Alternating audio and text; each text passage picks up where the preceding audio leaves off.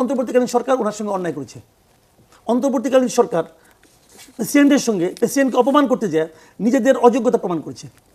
দেখেন শাহাবুদ্দিন চুপ্পুকে এটা ইম্পর্টেন্ট না, ইম্পর্টেন্ট হলো উনি যখন ওখানে প্রেসিডেন্ট হয়ে গেছেন উনি আর পোস্ট হলো ইম্পর্টেন্ট। আপনি যখন ওই পোস্টটাকে অপমান করেন তখন আপনি আপনার যে চিন্তা এবং মানসিকতার যে দীনতা তার প্রকাশ ঘটান। অন্যায়টা কিভাবে করেছে? মানে অনেক বিভিন্নভাবে করেছে। যেমন আমি কতগুলো জিনিস বলি, যেমন এই যে আমেরিকার সঙ্গে একটা চুক্তি হয়েছে, এটা তো প্রেসিডেন্ট জানে না, কেন জানবে না কেন? এখন চুক্তির ক্ষেত্রে কোনটা প্রেসিডেন্ট জানবে? সব জানাবে, বাইরে যে কোনো চুক্তি ওনাকে ইনফর্ম করবে না? হ্যাঁ, ইনফর্ম করবে। উনি তো ওনাকে ইনফর্ম করে নাই তো। মানে উনি যদি এখন ক্লেম করে আমি ইনফর্ম না, তাহলে ইনফর্ম। উনি বলছে এটা আমি জানি না, এটা বলছে আমাকে জানানো হয় নাই, উনি তো এটা বলছে। তো ওনাকে বলবেন না কেন আপনি? হ্যাঁ উনি লোক খারাপ, ওকে লোক খারাপ আপনি বলতে পারছেন, আওয়ামী লীগ তাকে বানাইছে।